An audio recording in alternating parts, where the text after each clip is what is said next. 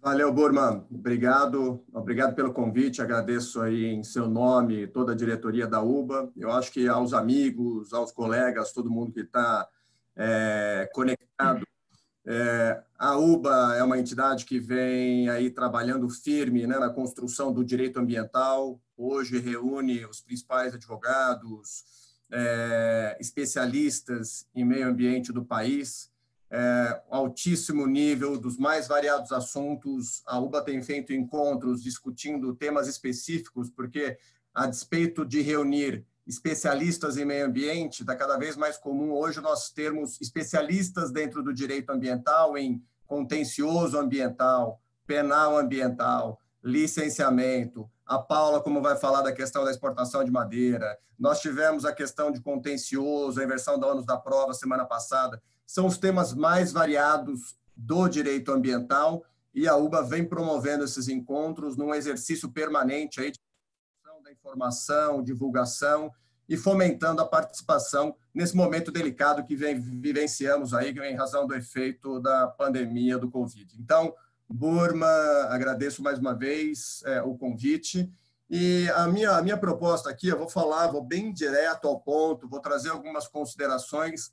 Pretendo falar no máximo 25 minutos para a gente poder interagir.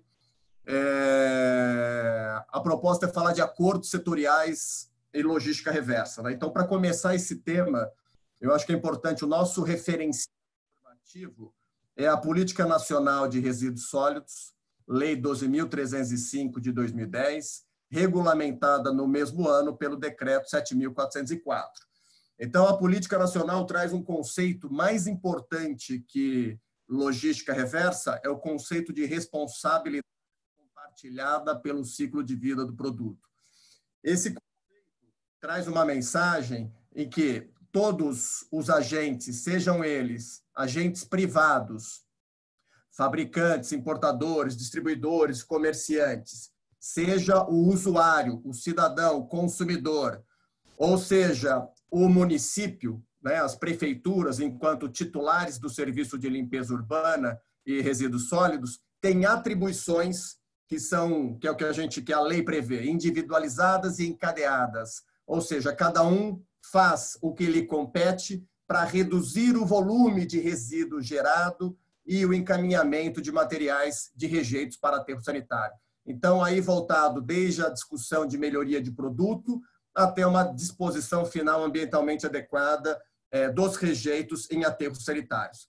Então, essa responsabilidade compartilhada, geralmente eu divido ela em atribuições do setor empresarial e atribuições do poder público. Logística reversa é fundamentalmente do setor empresarial, mas eu vou trazer primeiro as atribuições do poder público, que compete ao poder público no âmbito da responsabilidade compartilhada pelo ciclo de vida do produto. Por exemplo, estabelecer o sistema de coleta seletiva, atribuição de município. Estruturar a compostagem, atribuição de município. Investir em mecanismos para assegurar o reaproveitamento, a reutilização dos resíduos oriundos do serviço de limpeza urbana, a atribuição de município, entre outras atribuições que o artigo 36 da Política Nacional de Resíduos remete aos titulares do serviço de limpeza urbana, aos municípios. Ao setor empresarial, por sua vez, compete fundamentalmente, primeiro item, investir na melhoria dos produtos. Investir na melhoria dos produtos, aqui eu defendo que essa melhoria do produto, a lei prevê que é melhoria na embalagem, na redução de matéria-prima, um produto mais eco-friendly. Aí já está o conceito da economia circular, por exemplo, né? Nós temos aqui o primeiro item da responsabilidade compartilhada pelo ciclo de vida é melhorar o produto, como produtos que a gente tem hoje concentrados, que usa menos embalagem, diminui a gramatura de embalagem, entre outras melhorias que o setor empresarial vem fazendo no produto. Observação, investimento na melhoria do produto ainda não é regulado, está previsto na Política Nacional de Resíduos, mas não há regulamentação, não há enforcement para a melhoria de produtos neste momento. Tem para a bateria, que tem que diminuir a quantidade de chumbo, cádmio, etc. Mas para os em geral, a partir da política nacional, não. Segunda atribuição do setor empresarial, investir na divulgação de informações. Então, fabricante, importador, distribuidor e comerciante tem que divulgar, propagar informações sobre como reutilizar, reaproveitar, reciclar os materiais. O terceiro pilar da responsabilidade compartilhada pelo ciclo de vida do produto é viabilizar o retorno e a destinação final ambientalmente adequada daqueles produtos que são sujeitos à logística reversa. Então, veja, apenas um dos pilares da responsabilidade compartilhada é a logística reversa. E ela está distrita a um rol de produtos. Então, por exemplo, móveis. Móveis não estão sujeitos à logística reversa, entre tantos outros produtos. Isso é importante porque a gente vira e mexe questionado sobre determinado produto precisa de logística? O que precisa ou não precisa está exatamente listado no artigo 33 da Lei 12.305. E o quarto item da política nacional da responsabilidade compartilhada pelo ciclo de vida do produto é, na hipótese de um determinado produto não ter a logística reversa ainda, o município poder regulamentar. Por exemplo, cidade de São Paulo tem uma grande área ali do mercado têxtil, né? Tem áreas muito conhecidas pelo mercado de roupas. São Paulo poderia, por exemplo, instrumentalizar um sistema de logística reversa para roupas, porque não está no rol taxativo da lei e essa faculdade, a Política Nacional de Resíduos Sólidos, concede ou faculta ao município. Então, dito isto, nós temos, então, responsabilidade compartilhada pelo ciclo de vida do produto, tendo como um dos pilares a logística reversa, de atribuição de fabricantes, importadores, distribuidores e comerciantes. E a lei prevê que os fabricantes, que o setor empresarial vai implementar o sistema de logística de forma independente do serviço público de limpeza urbana. Então, essa é a primeira previsão do artigo 33 do Caput, que é estruturar o sistema de forma independente. Então, é o setor privado organizando sistemas e mecanismos de recepção e destinação final ambientalmente adequada. Então, logística reversa não implica necessariamente em coleta, em busca, em captura. Pode ser entendida, como eu particularmente entendo, como mecanismos de viabilizar o retorno. Significa receber, que é uma diferença de conduta. Ao receber, eu pressuponho que o consumidor está cumprindo com a sua obrigação, que é de fazer a devolução no âmbito da estruturação do sistema de logística reversa. E quais são os produtos que estão sujeitos à logística reversa?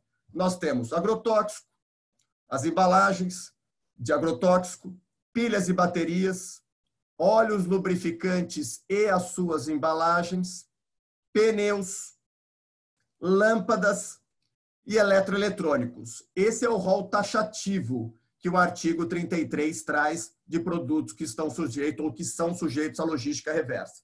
No entanto, o parágrafo 1º e o 2º do artigo 33 permite a ampliação desse rol desde que condicionado à viabilidade técnica e econômica do sistema de logística reversa. E essa viabilidade técnica e econômica, ela foi avaliada, ela foi feita para 2 produtos, para além do rol taxativo do artigo 33. Para produtos comercializados em embalagens em geral, que tipo de produto? Alimento, bebida, limpeza, tudo que vocês imaginam ou imaginarem que é comercializado em embalagem, esse produto foi estudado quanto à viabilidade técnica e econômica. E outros produtos que foram estudados também foram os produtos que, no caso, são os medicamentos de uso humano. Então, você tem, para além dos 7 produtos, ou dos produtos regulados ou dos fluxos regulados, a logística reversa para embalagens em geral e medicamentos. E a pergunta é, como é que estrutura o sistema de logística reversa, né? O que pode ser feito para estruturar esses sistemas? Você pode, por exemplo, investir na instalação de pontos de recebimento ou pontos de entrega voluntária, os PEVs.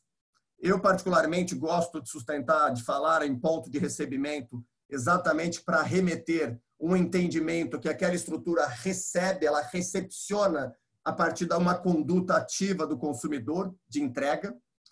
Nós temos como mecanismo de logística reversa, de implementação, a compra e venda de resíduos. E isso acontece, por exemplo, em materiais recicláveis, embalagens, isso é muito comum. Compra e venda de plástico, aço, alumínio, entre outros materiais. Então, isso é logística reversa. E uma outra forma de implementar o sistema é por intermédio de parcerias com cooperativas, especialmente no caso de embalagens. Então, as cooperativas de catadoras e catadores de materiais recicláveis não são relevantes para alguns fluxos, mas ele é considerado com especial destaque para embalagens. E aí eu faço um parênteses, que a lei prevê que o sistema de logística reversa pode ser implementado por essas formas. Se porventura tiver um outro mecanismo, como hoje se fala da questão de certificado de crédito de logística reversa, sem dúvida também deve ser contemplado, uma vez que a lei não proíbe. A lei exemplifica medidas passíveis de serem executadas pelo setor empresarial, fabricante, importador, distribuidor e comerciante, para implementar o sistema de logística reversa. E, nesse sentido, a quem compete o quê?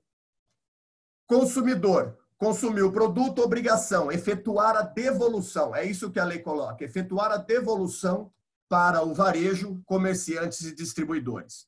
Comerciantes e distribuidores efetuarem a devolução do que é recebido pelo consumidor, entregue pelo consumidor, aos fabricantes e importadores. E aos fabricantes e importadores, a eles competem dar destinação final ambientalmente adequada àquele material recepcionado.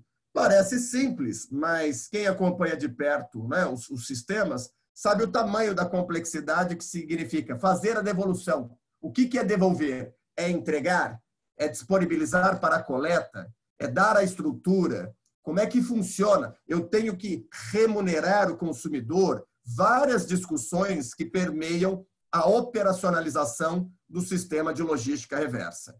E aí vem, bom, então, Fabrício, você tem essas medidas que podem ser adotadas, tem essas atribuições individualizadas encadeadas de cada agente da cadeia, consumidor tal. Aonde está o descritivo do como? O como implementar o sistema é que está previsto ou em acordo setorial, ou termo de compromisso, ou regulamento. Esses são os instrumentos para a implementação do sistema de logística reversa, onde estará previsto, por exemplo, quantos pontos de recebimento, em quais municípios serão instalados, quais são as metas, qual que é o raio de operação, qual que é a característica, quem faz o quê.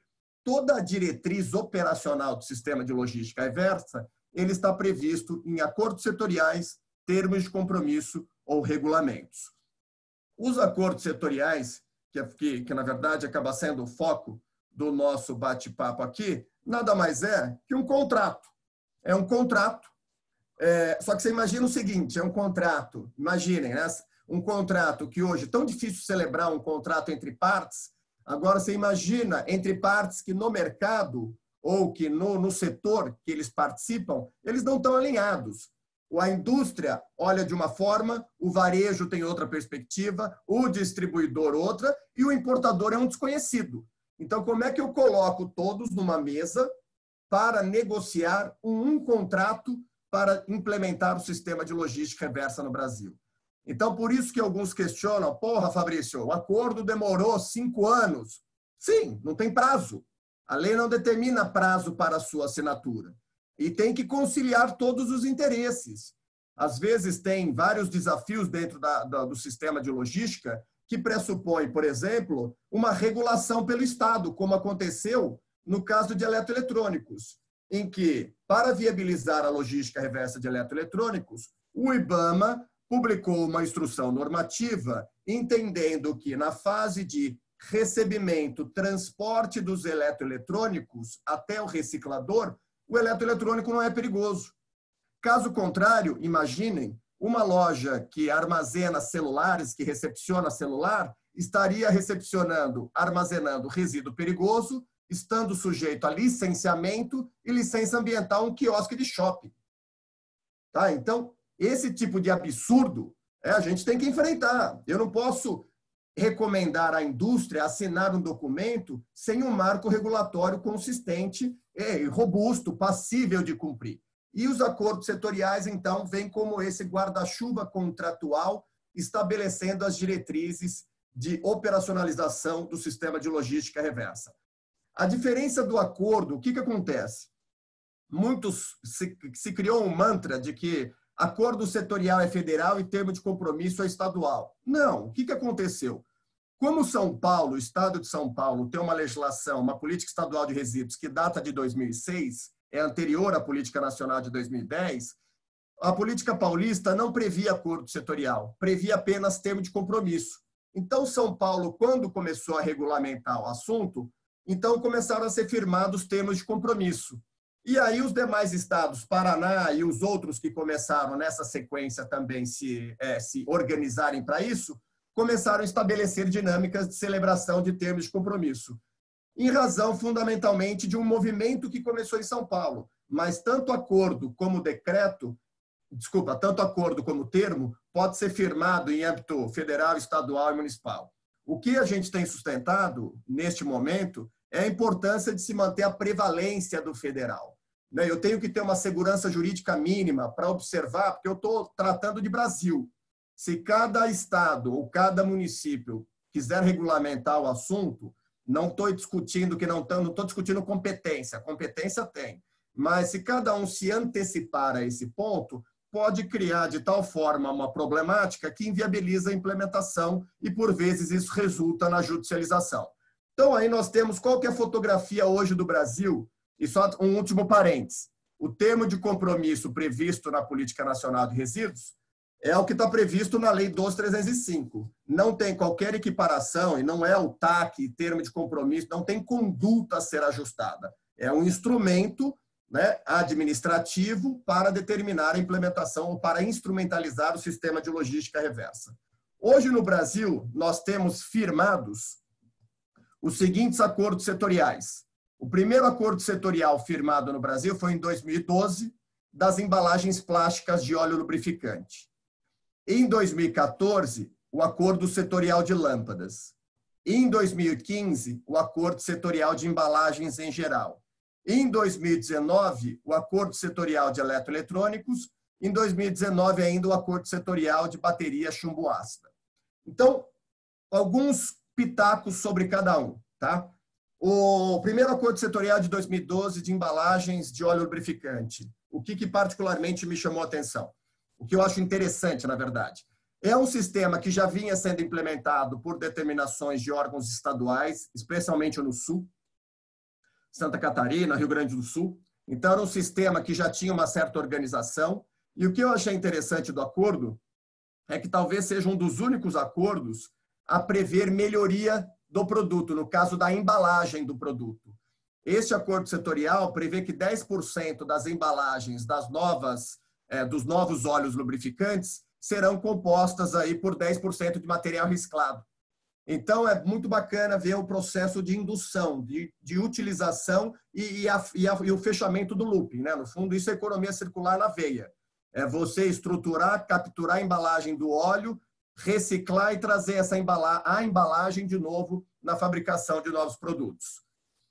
No caso esse é o acordo setorial de 2012, embalagem plástica de óleo lubrificante. No caso do acordo setorial de lâmpadas, o que eu chamaria a atenção é que Lâmpadas conseguiu aprovar o que nós chamamos de ecovalor, ou ecotaxa, ou visible fee, seja lá como vocês queiram denominar, que nada mais é que é um valor que é embutido no produto para assegurar a sustentabilidade ou a viabilidade econômica do sistema de logística reversa.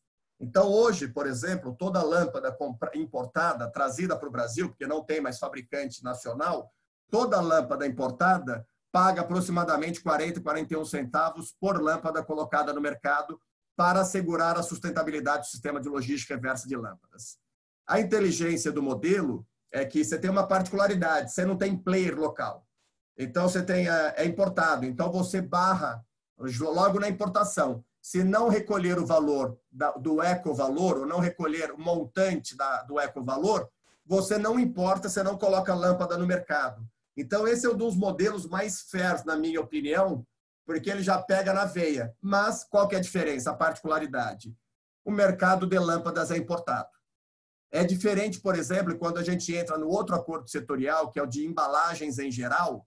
Embalagens em geral, bebida, alimento, tantos outros que têm produtos fabricados e têm produtos importados.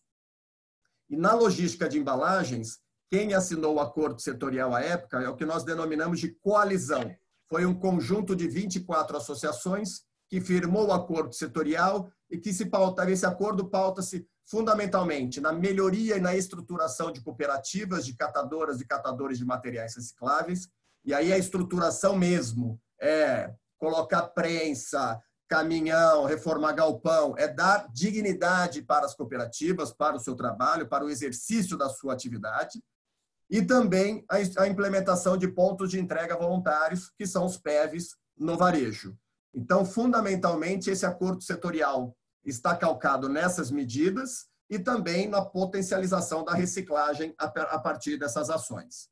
Esse é o acordo setorial de embalagens de 2015.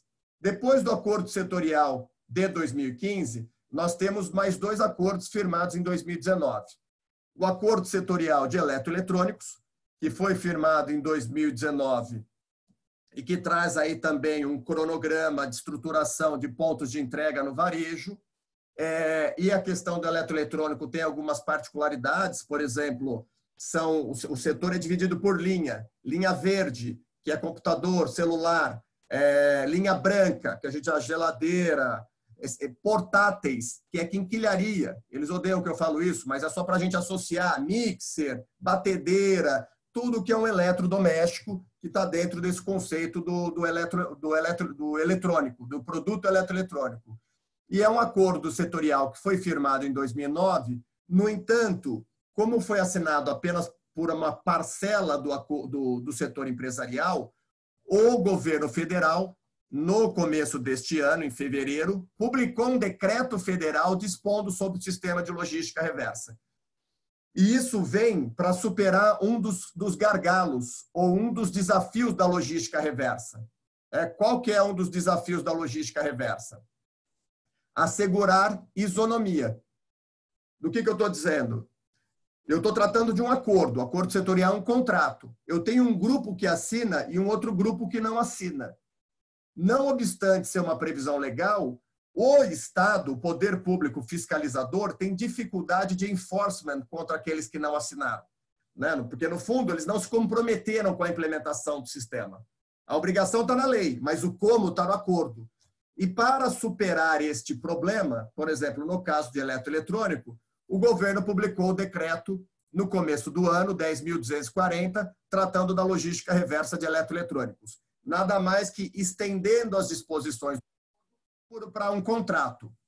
Isso, de certa forma, já havia sido feito em 2017, quando o Temer publicou o decreto 9.177, exatamente para atender aí a demanda de vários setores empresariais que questionavam o problema da isonomia, da ausência de isonomia. Aqueles que assinaram o acordo se sentiam prejudicados vis-à-vis aos que não assinaram. Então, isso criou um certo problema operacional. Porque, veja, eu tenho um grupo que assina e cumpre, e um outro grupo sem controle, que eu não sei quem é, desconheço, não tem licença, não tem nada, e o Estado não fiscaliza. E aí, esse conseguia sustentar o seguinte, que é o que a gente chama de não signatários. Veja, eu não assinei o acordo. A obrigação está na lei, sim, mas o como está no acordo. Como a empresa não assinou, havia uma dificuldade de controle e fiscalização. Por isso, o decreto federal 9.177, do Temer, prevê simplesmente o seguinte: aplica-se aos não signatários o que está previsto no acordo setorial. Curto e grosso. Ou seja, você não assinou, ok, cumpre o decreto. O decreto, ele é inominado, ele atende a todos. Então, você tem que cumprir porque é uma obrigação legal. O decreto apenas estende as diretrizes da operacionalização do acordo. E ainda em 2019, para dar andamento, para a gente poder encaminhar aqui para as conclusões, em 2019 também foi firmado o acordo setorial de bateria chumbo ácida. O setor de baterias já tinha um acordo setorial firmado e consolidou a sua operacionalização por meio de um acordo setorial. Já tinha uma resolução CONAMA e, por consequência, foi firmado aí um acordo setorial. Aliás, vários acordos desses, vários colegas, vários amigos nossos participam diretamente da UBA, vários deles, né? Nós temos aí o Tiago, temos a Lina, temos o Werner, o pessoal, cada um participou, num dado momento, de um acordo nessa construção desse marco regulatório nessa última década, que a lei faz 10 anos agora em agosto. Então, qual que é, eu acho que o ponto alto dentro dos sistemas de logística reversa, que eu fiz uma anotação aqui para não deixar de comentar com vocês. Antes de entrar nisso aqui, peraí. 2017, então, o decreto de isonomia. 2018, foi firmado o termo de compromisso em âmbito federal para a logística reversa de embalagens de aço. Então, embalagens de aço não está no acordo setorial federal, tem um termo de compromisso próprio e com metas mais ousadas que o acordo setorial. O termo de compromisso, de acordo com a lei, o conceito, é para impor metas mais restritivas ou metas mais ousadas que aquelas que estão no acordo setorial. Por isso que o acordo setorial faz sentido você ter no bloco, no coletivo. E o termo de compromisso, geralmente, são soluções menores ou de menor escala ou para atender um setor em específico. Aí eu vou comentar com vocês, medicamentos não teve consenso, não chegou no acordo setorial e o governo colocou em consulta pública no ano passado uma minuta de decreto para estruturar o sistema de logística reversa de medicamentos de uso humano. Então, medicamentos, aí existe uma possibilidade de ser veiculado o sistema de logística reversa por intermédio de decreto. E concluindo uma amarração, em 2017, nós fizemos um trabalho com o pessoal da CNI, que era exatamente avaliar os sistemas de logística reversa, e desse trabalho resultou na criação de um fórum de entidades gestoras. O que é entidade gestora? É uma pessoa jurídica constituída pelo setor empresarial com a única finalidade de implementar a logística reversa. Então, você tem, por exemplo, vou pegar o setor de lâmpadas, ou o setor de baterias, né? Eletroeletrônicos. Né? Eletroeletrônicos tem a Eletros, que é a Associação da Indústria de Eletroeletrônicos, que está discutindo pauta fiscal, várias outras pautas de interesse do setor de eletroeletrônicos. E eles constituíram duas entidades gestoras, uma que chama ABRE e a outra que chama Green Electron. A finalidade dessas associações, que são associações sem fins econômicos, é representar o interesse do associado na implementação da logística reversa. Dessa forma, é escala, nós estamos falando de algo que é custo e que, em conjunto, o setor trabalha na estruturação, na implementação desse sistema. Hoje, nós temos no Brasil aproximadamente 10 a 15 entidades gestoras. Então, você tem entidades gestoras de óleo lubrificante, pneus, baterias, agrotóxico, embalagens em geral, várias entidades gestoras, e cada uma vem se organizando para implementar o sistema de logística reversa em território nacional, sempre tendo em vista, na minha opinião, o da viabilidade técnica e econômica, sem a qual não tem sistema. Para mim é um pressuposto isso, viabilidade técnica e econômica. E, por fim, o Estado de São Paulo criou um regulamento, que é a decisão de diretoria, regulamentando, condicionando a emissão de licença ambiental de operação ou renovação de licença a sistema de logística reversa. Respeito à norma, mas em atenção a um setor específico, nós a judicializamos. E o que prevê essa norma? Que as empresas que estão sujeitas a licenciamento ambiental devem comprovar o sistema de logística reversa. E aí fica a pergunta, quem está sujeito a licenciamento? Fabricante. Importador não precisa de licença de operação. Distribuidor, idem. Varejo também não. Ou seja, a norma fiscaliza e controla fundamentalmente fabricante sujeito a licenciamento. Em razão de entendermos que isso fere as atribuições individualizadas ou que compromete, né, o sistema de logística reversa, a sua estruturação, porque são obrigações encadeadas para viabilizar o sistema, nós acabamos por judicializar fizemos uma defesa exatamente ponderando a questão da isonomia. E aí, o contraponto, que é legítimo, é o seguinte: o Estado fiscaliza a fonte poluidora, então fiscaliza quem tem licença de operação, por isso que é controlado. Então, respeito ao entendimento, mas sou frontalmente contrário à regulação de logística por intermédio de licença de operação, sob pena de fiscalizar ou isentar os demais agentes do setor empresarial que são obrigados a implementar, eles deixam de implementar porque não tem enforcement, controle e fiscalização. E aí fica uma questão de voluntariedade, sai da visão da obrigação legal e vai para algo mais voluntário ou a depender do controle da fiscalização, seja feita pelo órgão ambiental ou seja feito pelo Ministério Público. Eu acho que, em resumo, para a gente poder bater um papo, essas são as considerações aí para a gente esquentar o debate. De novo, obrigado, Burman. Valeu.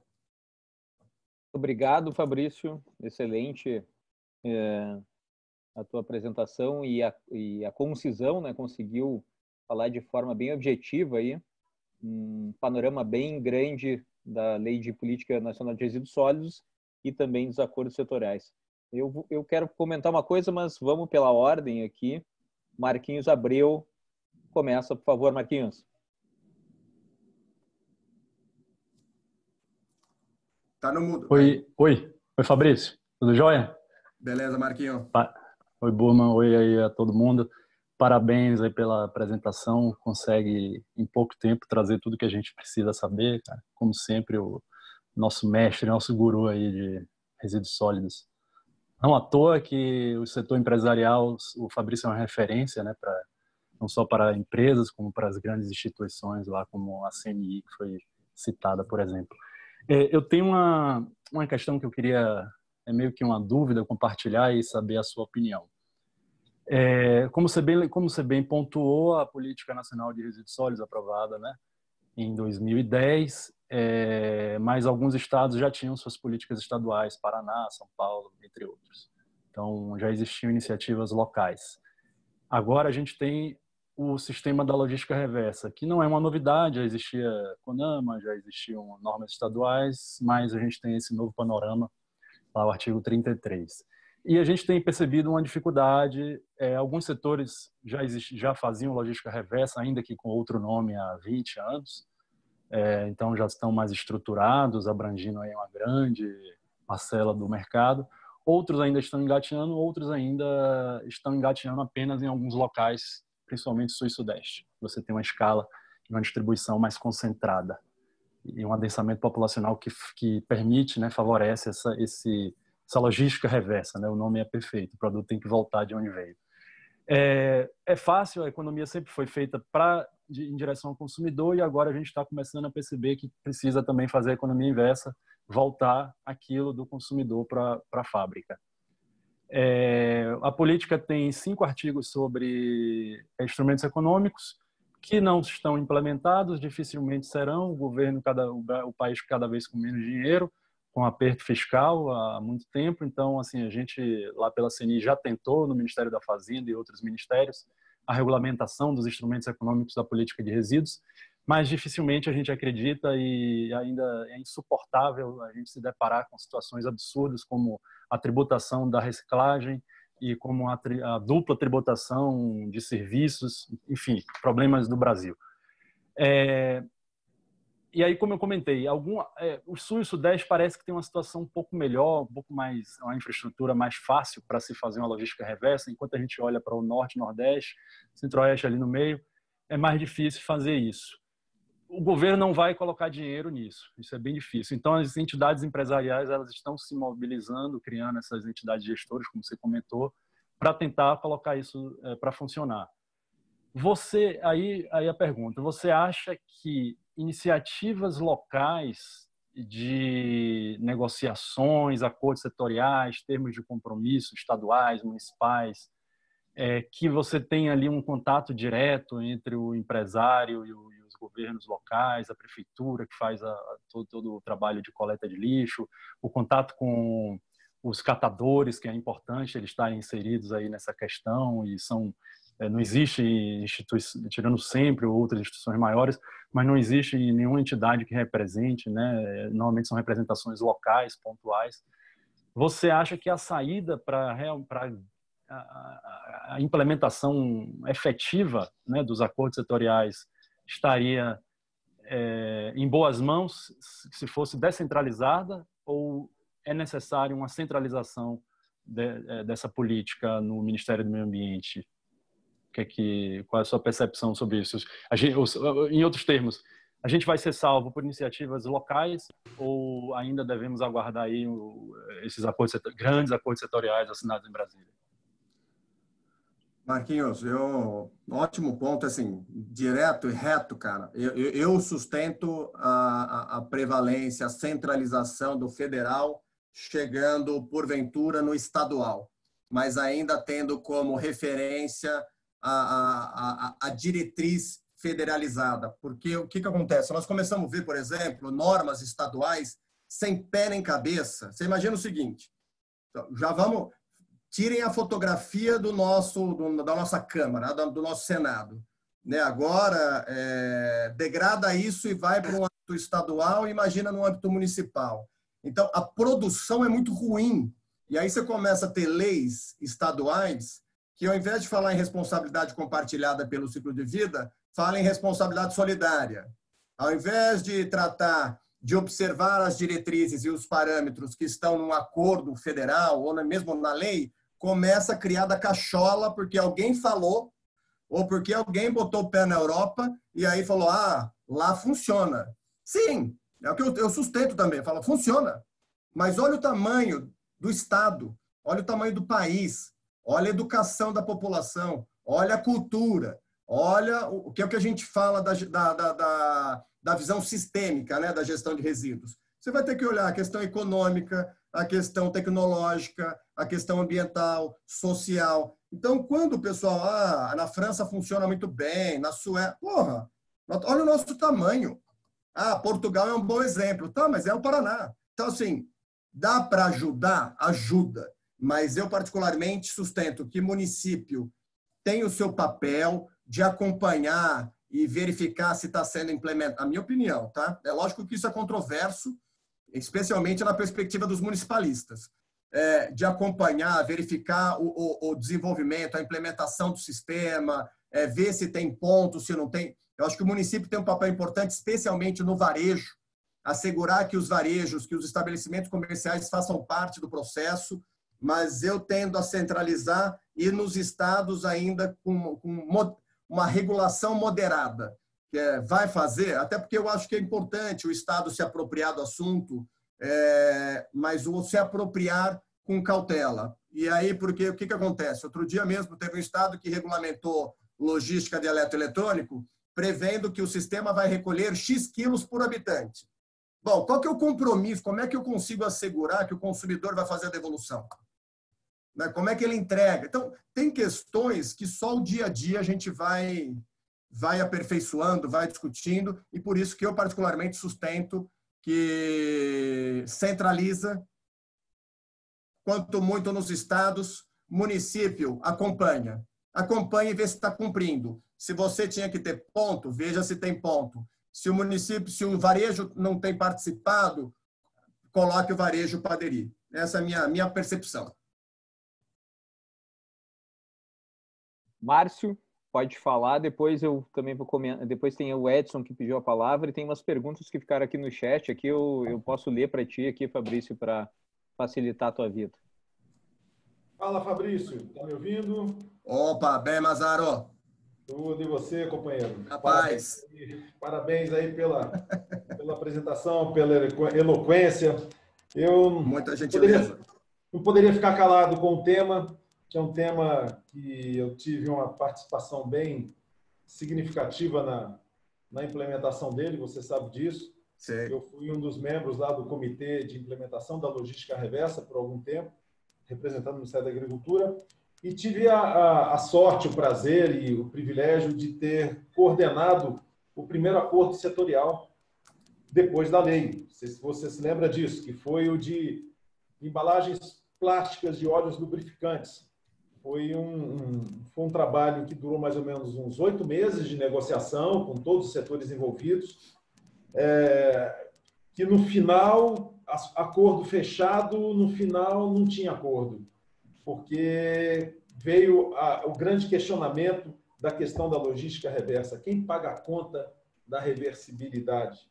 Né? Então, você tem ali todas as cadeias, a cadeia do comércio e a cadeia da distribuição, o elo do comércio, o elo da distribuição, não queriam custear o retorno do material retornado, do resíduo, para a indústria ou para a destinação ambientalmente adequada. Mas aí eu tive a felicidade ali de dar uma sugestão, etc., e acabou saindo o acordo. Saiu o acordo, foi o primeiro acordo. Eu lembro que, na época, eu era um pouco persona não grata lá no Ministério do Meio Ambiente. Teve toda aquela solenidade, a ministra teve que me cumprimentar e tal. Ainda é. Hoje, acho que não mais, viu, Marquinhos? Porque, cara, isso foi eu me lembro que foi um trabalho assim, não tinha nada a ver com a agricultura, eu estava dentro da agricultura, eu fiz uma junção ali de esforços entre o setor industrial, setor de distribuição, o comércio e os representantes de consumidores. Então, vários elos de uma cadeia que tem que conjugar os interesses para a finalidade da própria lei. Agora, o que me chamou a atenção, que a gente se debateu depois no próprio grupo de logística reversa, quando a gente se deparou com as outras propostas de medicamentos, de lâmpadas, de embalagens, etc., foi o problema que nós vivemos no primeiro acordo setorial. O custo dele. Você tem, por exemplo, uma questão que é insana até para o país. Você tem uma lei que premia a questão do tratamento do resíduo gerado, né? E, nesse caso, a logística que leva ao fabricante aquilo que ele produziu, o resíduo daquilo que ele produziu. Pois bem, só que no retorno, esse resíduo, ele tem 2 problemas. O primeiro é que ele é tributado. E o grande nó que esse primeiro acordo setorial teve é você poder ultrapassar as fronteiras estaduais. Um estado tem um imposto, o outro tem um imposto menor, e você tem, então, uma guerra tributária para poder retornar o resíduo para a destinação, ou reciclagem, ou a destinação ambiental. Então, isso era uma coisa insana, que a gente colocou o problema para o grupo interministerial que tratava da política de resíduos sólidos, para que fosse consultado o Conselho, o CONFAS, né, do Ministério da Economia, para achar uma solução, ou uma isenção, descartaram completamente a isenção. Não, a gente não pode isentar de imposto, os estados não isentam esse tipo de imposto. Absurdo. Ele taxa no produto e taxa no lixo. É um absurdo isso. E, então, essa foi já uma grande dificuldade. A empresa, quem vai fazer o retorno do produto ao fabricante, tem que considerar esse ônus tributário do retorno do lixo para a reciclagem ou para uma destinação ambientalmente adequada. Segundo ponto, que a gente tentou trabalhar no CONAMA, o Ministério do Meio Ambiente não nos ajudou nisso, infelizmente. A questão do licenciamento. No caso específico da embalagem. Das embalagens plásticas, elas são consideradas, na perspectiva de resíduo, elas são consideradas resíduo perigoso, porque elas ainda têm óleo, alguma coisinha de óleo dentro delas. Então, elas não podem ir num caminhão comum, elas têm que ir num caminhão preparado, licenciado. E cada estado tem um requisito, uma exigência de licenciamento desses veículos. Então, muitas vezes vinha um caminhão lá do sul, do Rio Grande do Sul, que tem uma exigência mais leve. Entrava em Santa Catarina, mais rigorosa, o cara não pode usar o mesmo caminhão, tinha que pegar um outro caminhão. Você vê a dificuldade para você retornar, não são os grandes centros, são poucos os centros que têm fábricas para fazer a reciclagem, indústria para fazer a reciclagem desse material, que é um material perigoso. Caramba! Nós tentamos trabalhar isso no CONAMA numa forma de facilitar ou unificar um tipo de licenciamento específico para você não ter diversos licenciamentos ou diversas exigências. Senão você vai ter um caminhão, eu lembro que tinha um caminhão que ele era extremamente preparado para carregar coisa tóxica, quando ele levava simplesmente embalagens vazias de óleos lubrificantes, que podia ter alguma coisa. Então, quer dizer, o óleo, quando vem na embalagem para o comércio, ele não é considerado perigoso, mas ele é considerado perigoso no retorno para a reciclagem. Então, essas questões sempre inviabilizaram ou criaram muita dificuldade para a implementação de logística. Eu vi na questão de lâmpadas um problema seríssimo. Como você vai levar isso de volta? Né? Porque é frágil, é sensível. Quem paga essa conta?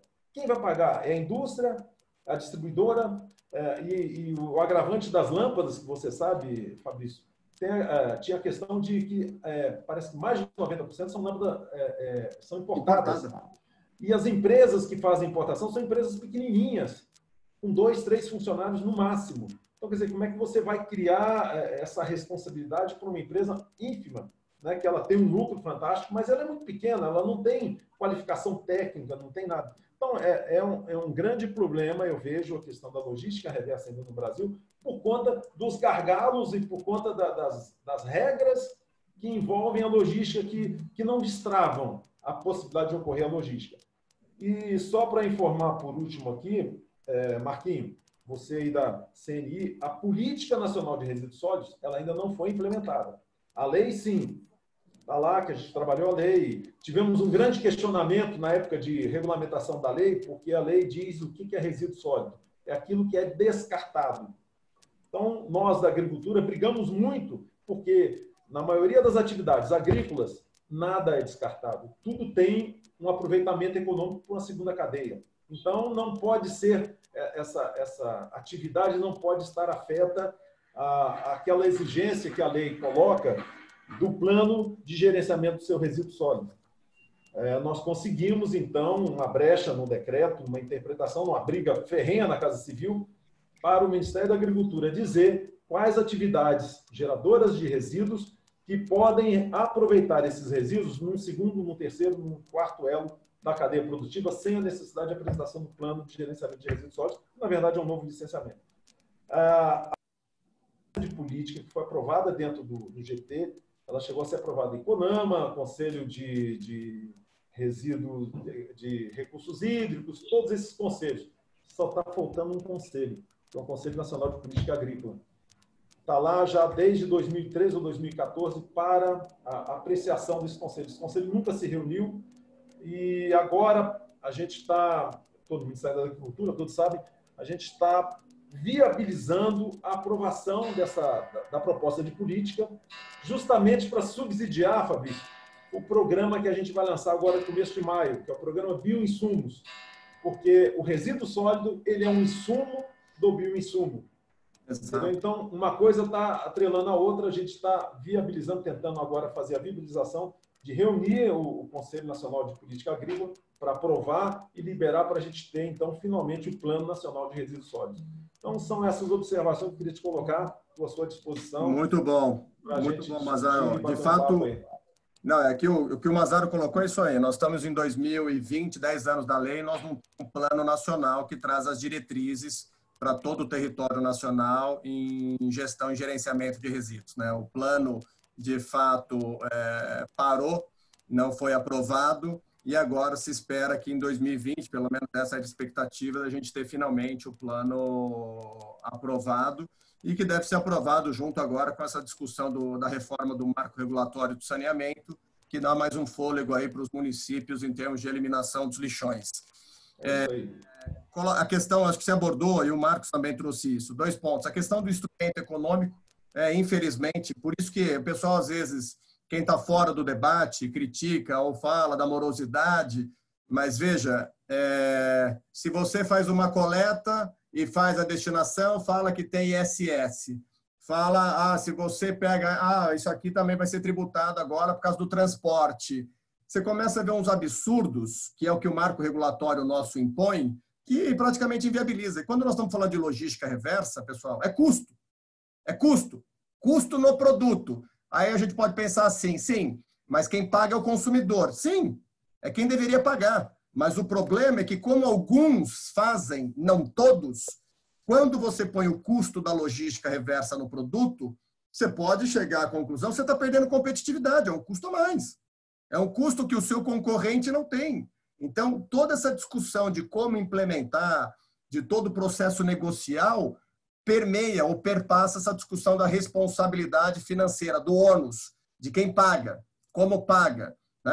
Ah, tudo bem, repassa para o consumidor, ok, mas todos estão repassando? Como é que vai ficar a gestão desse recurso?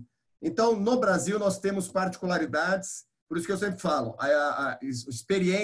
outras experiências nos ajudam, mas a gente tem que ter sempre cuidado para olhar as particularidades do nosso território e esses empecilhos que existem. Discutir licenciamento para ponto de entrega, discutir autorização de transporte para transportar entre estados o resíduo, ter licença do estado que recebe, do estado que exporta.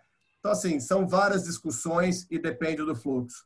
E sem dúvida, eu lembro, sim, do trabalho que você fez no óleo, mas para mim era muito mais marcante a sua atuação na época da biodiversidade do CEGEM, onde o pau comia. Então, mas eu sei que não existe. Eu voltei. Lá ele também é persona não grata. Lá eu sei. Mais um conselho, vai pedir música no Fantástico. Estou de volta no CEGEM. Mas só um complemento, Fabrício, a questão que você falou do tamanho do país, né? O exemplo, por exemplo... Seja breve, Márcio. Tem mais gente querendo perguntar. Desculpa, mas é para florear aí a discussão. A questão da territorialidade nacional. A logística de embalagens lubrificantes, de óleos lubrificantes, ela foi colocada por etapas. Até hoje, ainda as etapas, por exemplo, o Brasil é enorme, gente. Como é que você vai trazer lata de plástica de óleo lubrificante lá do Amazonas? Como é que você vai trazer lá do Pará para o sul do país? O custo disso, você tem que ter volume, etc., para poder trazer para compensar. Então, quer dizer, a entrega da logística foi por etapas. Então, algumas etapas ainda vai levar algum tempo para ser cumprida por conta. Eu acho que nessa linha é importante só deixar uma mensagem. Nós temos que valorizar o que já foi feito, o que é feito. Nós temos exemplos sensacionais de logística reversa, como óleo lubrificante, embalagens de agrotóxico, mesmo a bateria automotiva. Nós temos sistemas em operação que são muito legais. É lógico que é uma mania nossa querer mais, ou que faça mais, ou que não faz parte do processo, mas tem excelentes exemplos muito bem-sucedidos. Burman, palavra sua. Não, a palavra não é minha, não. Eu vou passar para o Edson, que tinha pedido. Edson, por favor, depois eu vou ler umas perguntas aqui que o pessoal passou. Né? O Edson está aí? Por favor, Edson. Sim. Está escutando? Estou escutando, sim. Ok. Uma alegria poder participar com você. Sou muito fã da maioria, porque eu já conheço alguns aí.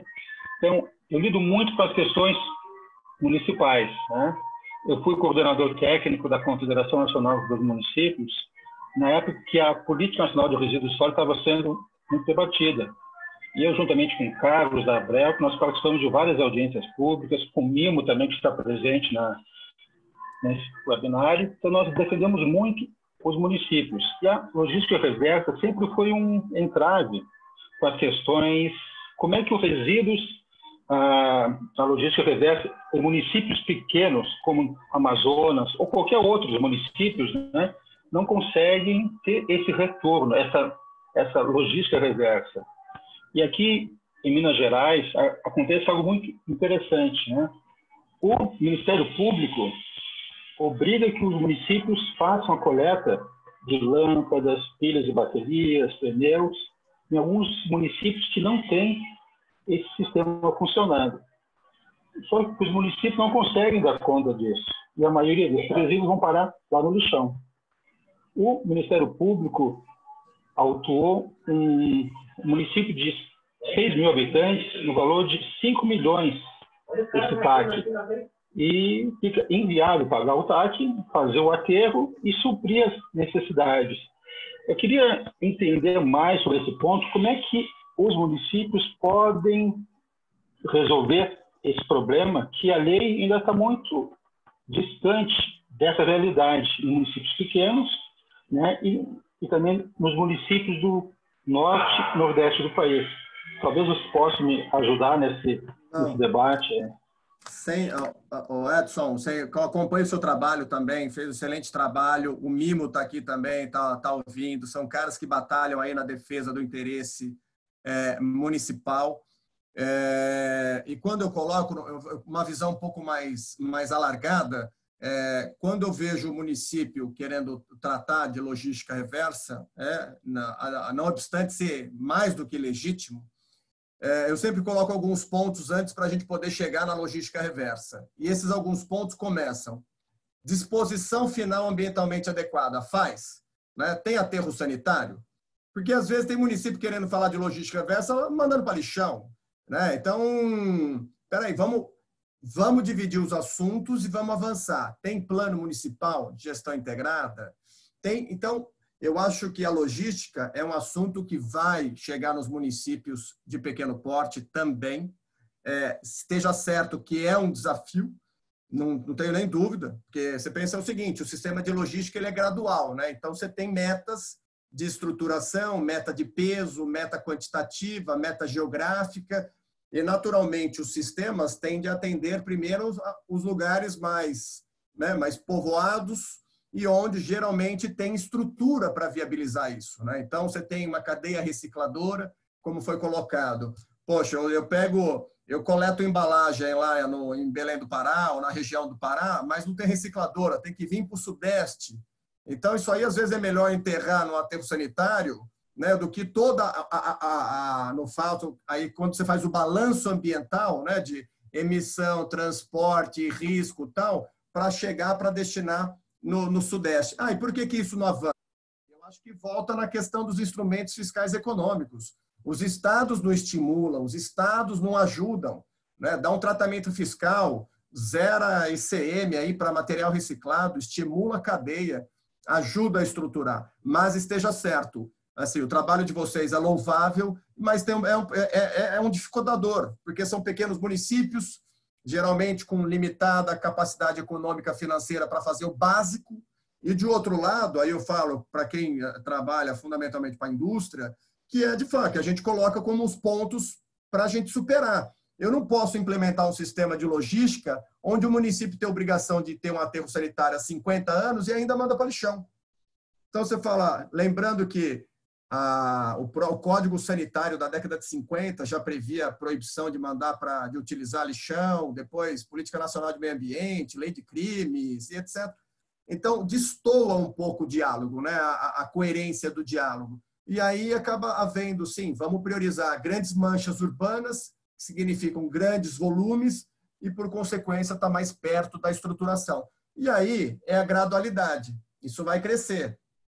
E sempre respeitando, na minha opinião, que para mim é o primor do parágrafo 1º e parágrafo 2º do artigo 33, que é a viabilidade técnica e econômica. Nós estamos dispostos a suportar esse custo? Nós, que eu falo, nós consumidores, porque uma coisa é quando você está tratando de centavos, a outra é quando você trata de um coletivo de reais. Isso fica muito claro, por exemplo, no eletroeletrônico. Quando você está tratando um equipamento de pequeno porte, com alguns centavos você talvez viabilize a logística. Agora, com equipamentos de grande porte, se fala aí em 70, 80, 90 reais, por exemplo, uma geladeira. Quando você observa que no Brasil, grande parte das geladeiras são as geladeiras de saída, que é 850 reais, que é a que mais vende. O consumidor está preparado para pagar 10% a mais da geladeira num carnê de 24 meses para assegurar a logística reversa. Então, eu sempre faço essas reflexões para ajudar a gente a pensar. Eu acho que não tem desenho pronto, não tem receita para o Brasil. E aí é por isso que tem que tentar acomodar, e os consórcios talvez venham nesse, que é o que o Mimo tem feito também. O Mimo tem trabalhado na perspectiva de não olhar o município isoladamente, mas atender um consórcio de forma regional. Tá? O Guilherme vai falar. Eu queria te fazer uma pergunta nesse sentido, aproveitando depois que eu vou... Fabrício, nessa perspectiva de desburocratização que existe, de licenciamento e de várias atividades que o Rafael fala, da simplificação, né, de modernização, tecnologia que a gente fala em licenciamento, existem muitas situações de isenção ou não incidência de licenciamento das atividades menos impactantes. né? E muitas dessas atividades elas podem ser fiscalizadas de outro modo, né? Não necessariamente tendo a licença ambiental. E aí, alguns municípios, que eu também trabalho com muitos municípios pequenos aqui, eles pensam na possibilidade, enfrentam um problema em relação à apresentação do plano de gerenciamento de resíduos para esses empreendimentos menores. Eles querem isentar a licença, mas também querem isentar o plano de gerenciamento desses pequenos. A legislação não dá, teoricamente, uma margem nesse sentido. Como é que tu vê isso? Burman, aí eu vou puxar a sardinha. Eu acho que a questão do licenciamento, eu estou contigo, e aí eu dou como exemplo, São Paulo fez isso no estado de São Paulo pela decisão de diretoria 120 da CETESB, que colocou quais são as atividades sujeitas e dispensadas de licenciamento ambiental quando na estrutura da logística reversa, exatamente de forma a otimizar a sua operacionalização, porque nos grandes sistemas sempre tem um responsável pela sua operacionalização, né? Uma entidade, seja uma entidade gestora ou seja um prestador de serviço, então tem as cautelas de praxe para viabilizar e acho que São Paulo respondeu a contento uma demanda do setor empresarial para a estruturação do sistema. Veja, você quer que eu estruture, me ajuda no sentido de ter um marco regulatório mais seguro. Por outro lado, no PGRS, eu tenho dúvida da dispensa, Burman, no fato dele ser um gerador, de fato, de resíduos e ter algum mecanismo que seja o mais simplificado possível. Na minha opinião, deveria ser tudo online, né? Uma página. PGRS simplificado. Quem é você, onde você está, o quanto você gera, para quem você manda, tal. Ponto.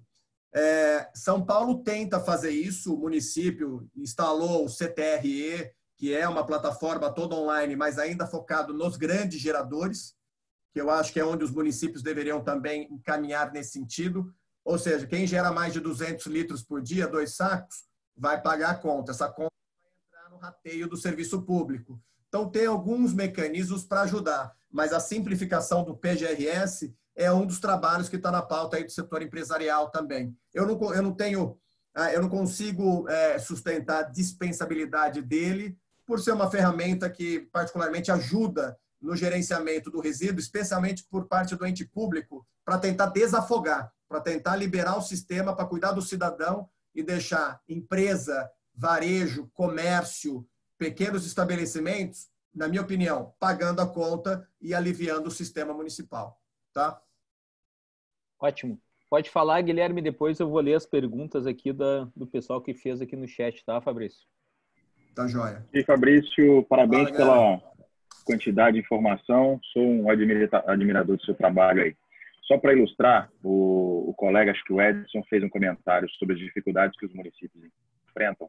Eu atuo aqui na região leste de Minas Gerais e no ano passado nós fomos acompanhar um prefeito que a gente assessora numa audiência com o Ministério Público propondo um TAC sobre a questão dos resíduos no município. E por incrível que pareça, havia uma cláusula no TAC que o município deveria implementar e obrigar, via legislação municipal, executando a logística reversa no município, e dispunha de uma série de obrigações. O promotor, na época, não quis nos dar uma cópia do documento e etc., que ele estava mostrando. Saímos da reunião, negando a assinatura do TAC, crendo que ele iria propor uma ação civil pública com esses próprios termos. Não propôs, era uma questão praticamente pessoal, não tão institucional, e muitos municípios ainda passam por isso. Na nossa região aqui, a quantidade de liminares que são propostas com fundamento na questão resíduos sólidos, e que não é a interpretação mais correta da norma, é absurda. E os juízes concedem praticamente a totalidade das liminares nas ações civis públicas. A grande maioria tem reversibilidade em segunda instância, mas ainda há um desconhecimento muito grande pelos legitimados ativos sobre a questão resíduos sólidos. Eles acabam misturando tudo, resíduo sólido urbano com os resíduos especiais. Era só esse comentário. Não, perfeito. Agora você imagina esse assunto chegando no judiciário, falando de responsabilidade compartilhada. É muito conveniente, a gente já tem decisões nesse sentido. A responsabilidade compartilhada sendo confundida com solidária e falando, veja, e usando o princípio do poluidor pagador, esquecendo que quem em tese, polui é o usuário, é o consumidor, né? É quem consome, é quem tem que fazer o descarte correto. O poluidor pagador recai sobre a gente, né? Enquanto o consumidor. Mas bom ponto, e o desconhecimento, sim, ainda do que é logística, resíduo, o que é atribuição de um, o que é atribuição de outro. Eu imagino aí a vivência. Por isso que eu fiz questão de comentar essa questão dos municípios, de tentarem se organizar e olhar, nós estamos falando do básico, né, meu? Tirar de 5.500 municípios, aproximadamente, 3.000 se valem ainda de destinações, disposições inadequadas. Porra, é coisa pra caramba. Nós estamos falando mais de 50% dos municípios ainda não tem sistema adequado, não tem um aterro, não tem um sistema, um aterro em vala que seja. Mas eu queria passar aqui, obrigado, viu, Guilherme? Valeu pela contribuição. Burman, eu vou passar na rasteira aqui, ó, as perguntas aqui. Se ficar alguma coisa para trás, a gente volta, tá? Há como cobrar o ato da logística reversa de estabelecimento comercial por intermédio do alvará de funcionamento? Esse é o ideal, mas isso pressupõe uma regulamentação local. O município, por exemplo, São Paulo está discutindo isso hoje, tem um projeto de lei para condicionar a renovação do alvará de funcionamento à logística reversa. Dessa forma, você foge um pouco da lei federal prevê questões mais difíceis de sustentar e você vai para o âmbito local, condicionando o alvará de funcionamento. Então, São Paulo está caminhando nesse sentido e tem um case interessante para dividir com vocês, que é na Baixada Santista aqui, em que uma empresa que vendia pneus, um varejo que vendia pneus, o Ministério Público pediu para que fosse implementado um sistema de logística reversa. O varejo falou que não era atribuição dele, que era da indústria. Resumo da ópera: a ação civil pública, com pedido liminar deferido, foi para obstar a venda de pneus até a estruturação do sistema. Ou seja, se você quiser vender, você tem um sistema para recepcionar. Assim vamos. Logística reversa só acontece se o consumidor tiver consciência. Concordo plenamente. Mesmo que a empresa tenha logística, se o consumidor não aderir, não funciona. Quem paga isso somos nós, cidadãos, enquanto quem deveria pagar seriam os fabricantes, importadores e distribuidores. Como lidar com essa situação? Acho que ela deu um exemplo aqui, inclusive, de geladeira e tal.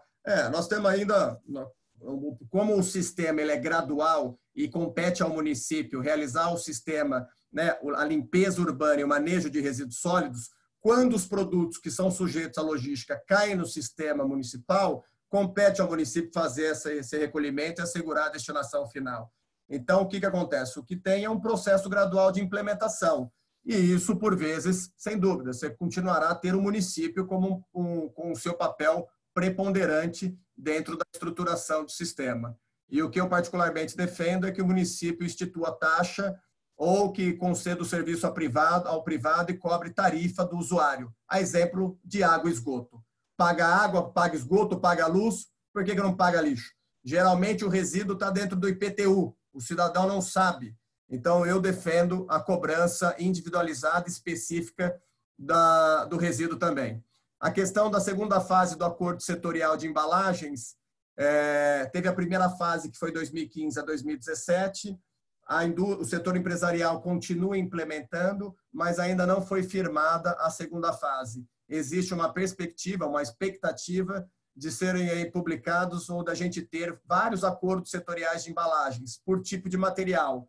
Um acordo para plástico, um para aço, um para vidro e um para papel e papelão. Então, mas isso ainda não está conformado e também não está definido. Tá? Isso está na mão do governo, está na mão do Ministério. O MMA já regulamentou o armazenamento e transporte de eletroeletrônico como não perigoso, regulamentou, é uma instrução normativa publicada o ano passado pelo IBAMA, já na gestão do atual presidente, do Eduardo Bin. A previsão do MMA se manifestar com relação à isenção de impostos nos postos de recebimento. Então, como não é uma competência do MMA, é uma competência fiscal, isso iria para o CONFAS. E diante do atual cenário, isso aqui, para mim, não vai encaminhar tão cedo, na minha opinião. Márcio Mazaro, combativo, tal. Os prazos seguem. Enquanto os prazos seguem quase que de maneira para implementação, operacionalmente repercute mais custos, devem ser assumidos pelo poder público. Já há algum estudo que traga uma ordem de grandeza? Não tem mais estudo, e volta à questão do município eventualmente estar recuperando ou recebendo alguns materiais. E por isso que a diferença é importante a independência do sistema, o que compete ao setor público e a gradualidade da logística reversa. A meta não é 100%. Então, não adianta a gente falar, veja, tem pneu aqui, ou tem embalagem, ou tem... A meta não é 100%.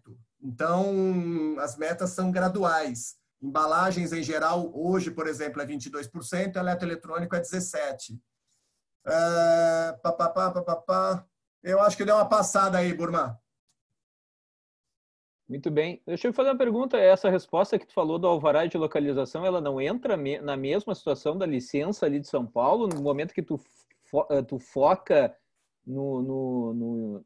na atividade específica ali, que está fazendo certa atividade? Não é o mesmo caso da licença exigida? Na verdade, é que isso no estado de São Paulo foi regulamentado por intermédio de uma resolução da Secretaria do Meio Ambiente e uma decisão de diretoria da CETESB que tem a competência para controlar as fontes de poluição. Então, ela só consegue, a despeito de prever expressamente que fabricantes, importadores, distribuidores como devem implementar o sistema, o controle só consegue ser feito no fabricante, sujeito a licenciamento pela CETESB.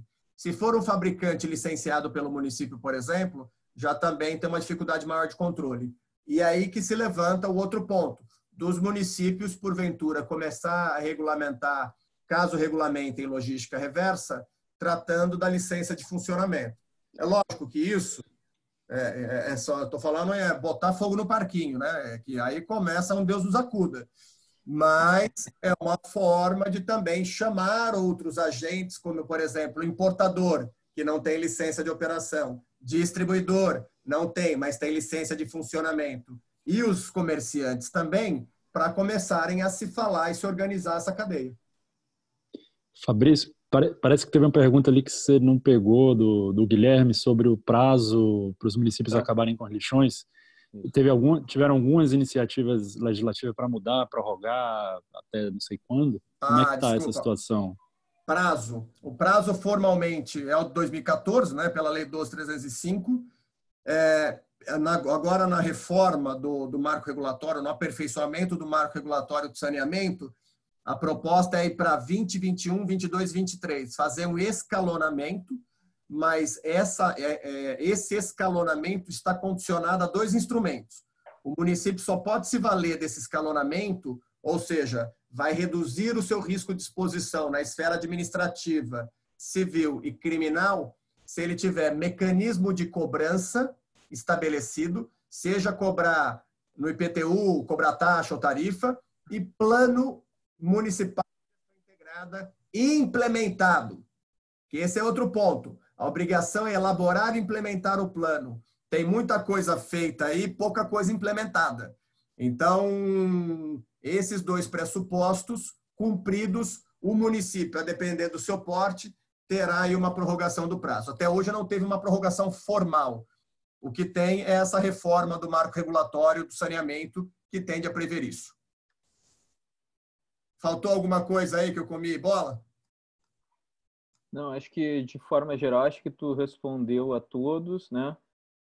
Eu vou fazer uma última pergunta, se ninguém quer comentar. Tu comentaste essa questão de fazer taxas específicas para todos os setores, né? Pagamento de taxa, tarifa, né? Preço público, seja lá o que for, pelo município. Se um empreendedor ele paga a taxa vinculada ao IPTU, né, um restaurante, né, algum tipo de comércio, ele paga essa taxa vinculada ao IPTU, mas a prefeitura obriga ele a fazer a destinação do seu lixo, considerando que talvez aquele volume exceda e tudo mais, ele é devedor da taxa de lixo? Tem boas brigas. Podemos ficar aqui o resto da noite para falar se seria um bis in idem, o que compreende aquela cobrança, qual que é o serviço que está ali, se é o divisível, indivisível. Então, tem vários pontos. Eu, particularmente, entendo que, né, não poderia, naturalmente, haver uma cobrança dupla. Se ele paga o IPTU numa conta e depois ele tem a obrigação de contratar o serviço de coleta, transporte e destinação final, não faria sentido pagar também no IPTU, né? Se ele paga no IPTU, o sistema tem que estar disponível para ele fazer o uso, né? Estar a ser disponível aí para usufruir do manejo de resíduo sólido. A palavra está aberta, senhoras e senhores, e o Fabrício está disponível, né? Não tem jogo do Palmeiras. Eu estou inscrita aqui. Tá inscrita aqui? Eu não vi. Mas então fala, Fábio. Não, posso só observar, fazer uma observação aqui, essa questão dos municípios. Esse foi um ponto, desculpa aí, Burma, mas esse foi um ponto de muita discussão no grupo da política da logística reversa. Por quê? Os municípios tentaram jogar esse custo para cima dos fabricantes. E os fabricantes não aceitaram esse custo adicional, tampouco os comerciantes, então, e tentaram jogar para o consumidor. O consumidor veio e falou, negativo, eu já pago a TLP. A TLP é justamente para isso, é um serviço público do município, mas o município alega que esse serviço é diferenciado daquele que ele presta de recolhimento de lixo. Então, como o Fabrício falou, é uma discussão para mais de metro e que vai levar a madrugada inteira para ver quem tem razão nisso. É um problema tributário, é um problema... Quem deve pagar essa conta? É um problema. Fala, Fabi. Olá, pessoal. Boa tarde já, boa noite a todos e todas. Quero parabenizar muitíssimo o Fabrício pela apresentação. É sempre um prazer te ouvir falar, já ouvi em alguns momentos e a gente sempre aprende e reflete aí sobre alguns aspectos. Esse tema é muito bacana, eu sou muito fã e lá no escritório a gente vai criando novas gerações de fãs, assim, a gente tem algumas estagiárias lá que adoram e que quando souberam que tu ias falar, pediram o link, porque teu livro lá é sempre muito consultado. E eu quero aproveitar aqui para fazer também alguma consulta aí, algumas considerações. Vambora. A gente tem discutido bastante com alguns clientes aí de ramo de varejo, especialmente fabricantes, enfim, as questões envolvendo o decreto de eletroeletrônicos, que, né, como tu bem falaste, praticamente reproduz o acordo setorial, né? E aí eu queria te ouvir em relação à questão das metas, né, que foram trazidas agora, esse prazo até o final do ano para estruturação e manifestação quanto ao modelo que cada empresa vai adotar, se individual ou coletivo. E também te ouvir um pouco sobre a questão de adesão neste momento ao acordo setorial nacional, de uma forma, né, por meio mais formal ou não, em que medida isso é interessante, não é interessante, se é melhor as empresas simplesmente seguirem lá o modelo do decreto federal, já que ele reproduz o acordo, ou se valeria algum tipo, né, de input aí mais formal quanto ao assunto. Fora isso, registrar aqui também a minha solidariedade, né, em relação a quem trabalha na área e que sofre com a criatividade, né, dos estados e municípios em relação à implementação da logística reversa.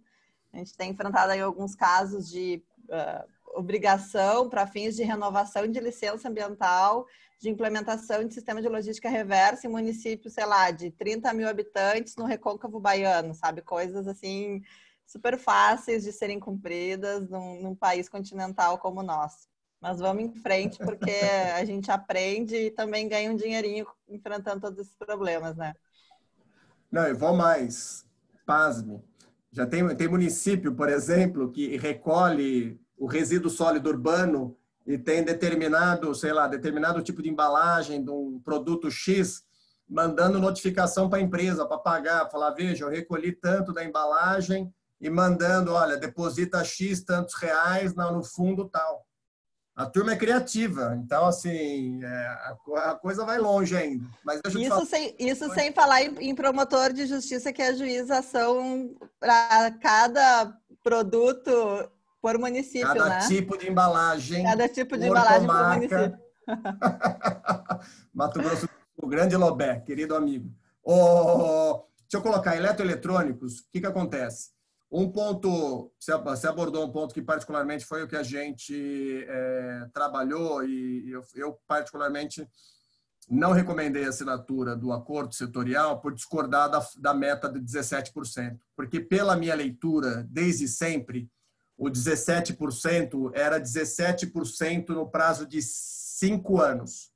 Ou seja, você começa, faz 1% no ano, no outro ano você faz 3, 1 mais 3, 4, no outro ano você faz 5, 4 com 5, 9, para chegar nos 17 no 5º ano.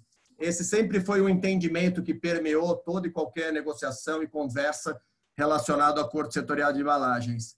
De repente, o 37 virou o 17 virou um 17 cumulativo.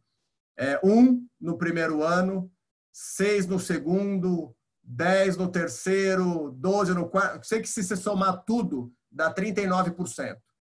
Então, a questão da meta, particularmente, eu discordo. Até porque o parâmetro era o edital de chamamento, o edital de chamamento falava no período de 5 anos, 17%. Pode ter questionamento, posso ser também confrontado no entendimento, mas eu estou muito seguro que o fato de considerar a meta 17%, o cômputo de 5 anos, e que a redação foi infeliz, e que foi uma redação dos últimos 6 meses. O documento foi trabalhado durante 8, 9 anos, 17 anos, com 17%, né, no prazo de 5 anos. De repente, ficou 17 no 5º ano, o que somado daria 39. Então, primeiro ponto, meta. Modelos. Eu sou fã de modelo coletivo, de tudo que eu já vi em operação.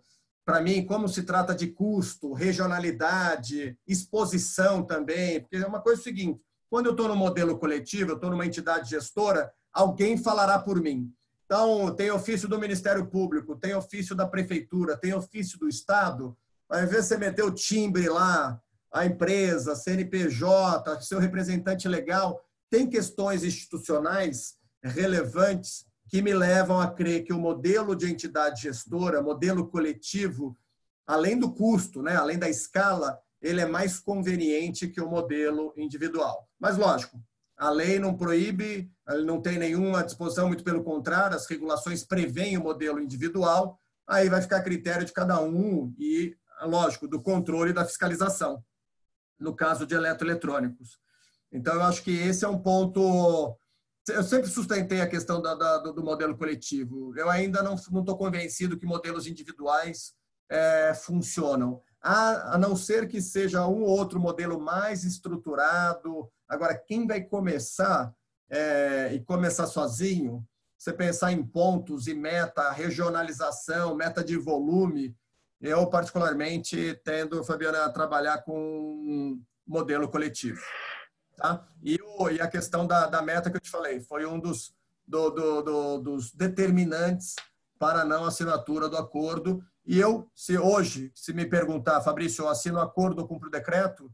Na minha opinião, cumpro o decreto. Na minha opinião. Na minha opinião, o decreto está posto. É o mesmo regramento. É a norma. Segue a norma. E, de preferência, de forma coletiva, se possível. É lógico que tem os seus custos de associação, tal, mas assim por diante. Tá bom? Tá bom, muito obrigada. Eu que agradeço. Boa, mãe. Fabrício, se ainda tiver tempo, né? Fazer mais uma... Posso aproveitar? Para encerrar, então, Marquinhos. Tá. Vai ser bem rápida. Fabrício, você que está nos bastidores aí desse assunto, acho que ninguém acompanha mais de perto e tem informações mais atualizadas do que você. A gente sabe, né, que esse governo assumiu um compromisso de tocar a agenda ambiental urbana de uma forma bem forte, bem efetiva. Ano passado já tivemos algumas decisões importantes nesse setor. O que é que você acha que vem aí nos próximos meses, talvez ainda nesse mandato de até 2022? Você acha que o assunto ainda vai esquentar muito? Quais são os próximos capítulos aí? Bom ponto, Marcos. E acho que aí eu vou fazer questão também de elogiar a condução da agenda pelo Ricardo, na figura do ministro, e pelo André, enquanto secretário de Ambiente Urbano, e toda a equipe técnica que está ali, que de fato eles têm feito um trabalho muito bacana, montaram a agenda ambiental urbana com prazo, meta, produto. Por exemplo, poucos sabem, mas nós temos um SINIR, que é um sistema de informação em resíduos sólidos de âmbito nacional para lançamento das informações de resíduos dos municípios, dos estados. Tem uma plataforma online com os principais sistemas de logística reversa, notadamente pneus, óleo lubrificantes, que é um baita de um sistema. Tenho a questão do MTR, que está sendo trabalhado para ser uma plataforma nacional para administrar toda a informação relacionada a resíduos no país, para evitar essa fragmentação. Então, você tem uma plataforma nacional para isso. O próprio Plano Nacional, como o próprio Mazaro colocou, tende a sair também este ano. Fizeram também uma campanha aí voltada para a questão da poluição dos mares, né, para combater a poluição dos mares. Vejo a galera bem azeitada, viu? Bem, assim, trabalhando bem bacana e super, assim, aberta para o diálogo, construtivo e dinâmico e objetivo. Assim, as reuniões são muito papuf. Quem teve a oportunidade de estar, né, e trabalhando com alguns temas com a atual gestão, eu sei, não vou entrar no mérito de agendas mais emblemáticas, mas para este tema, a condução dos caras tem sido assim, impecável e bem contundente. Tem começo, meio e fim. Então, isso, particularmente, eu acredito que terá desdobramento, porque tem uma agenda montada. Isso foi aprovado, está no Programa Nacional, que chama Programa Lixão Zero. Eu acredito que uma das próximas agendas que a gente vai ver aí é o fomento ao tratamento e à recuperação energética de resíduos. Então, a gente vai lidar com esse tema que até então era um tema bem delicado de lidar, a questão aproveitamento e recuperação energética, ou no popular, incineração. E eu acho que eu tenho assim, expectativa que eles deem andamento no que for ali, lógico, no que o cenário econômico permita, né? Tudo que for razoável, mas acho que tem um planejamento. Fechou? Da minha parte, ok. Show de bola, como sempre. Acho que foi uma excelente oportunidade de ouvir um grande especialista da área, né? Nosso associado Fabrício, uma grande figura, um grande amigo. Né? Muito obrigado, Fabrício, pela tua disponibilidade, pelo teu interesse e por compartilhar conhecimento aqui com todo mundo. Certo, senhoras e senhores? Ô, Burma, eu que agradeço, e fica a mensagem para quem não é da UBA aí, que junte-se a nós, temos um grande grupo, muito qualificado, altíssimo nível de debates, e assim, é muito legal. Por isso que assim, faço questão de frisar, e é uma satisfação estar aqui e colocar a UBA como um agente aí que tem promovido, de propagado informação, conhecimento, e lógico, sempre aí com o nosso timoneiro, né, com o gremista à frente, trabalhando firme aí, batalhando. Nós vamos chegar lá, viu, Burma? Não estou vendo o gremista aqui, mas tudo bem. Você tem uma ideia de tão louco como eu estou para encerrar? Eu tenho saudade até de passar nervoso com o Palmeiras. Eu não aguento mais, entendeu? Tem que voltar logo. Então tá, senhores. Muito obrigado pela participação. Né? O webinar fica gravado na página do YouTube da UBA, né? Não só esse, como todos os demais. Daqui a pouco eu já transfiro o arquivo para lá. E para quem tiver interesse, sexta-feira temos o outro webinar falando de legislação, aspectos polêmicos da Mata Atlântica, com o nosso colega conterrâneo aqui, o Gustavo Trindade, que vai falar também sobre isso, certo? Abraço para todos, abraços e beijos. Tchau e até mais. Tchau.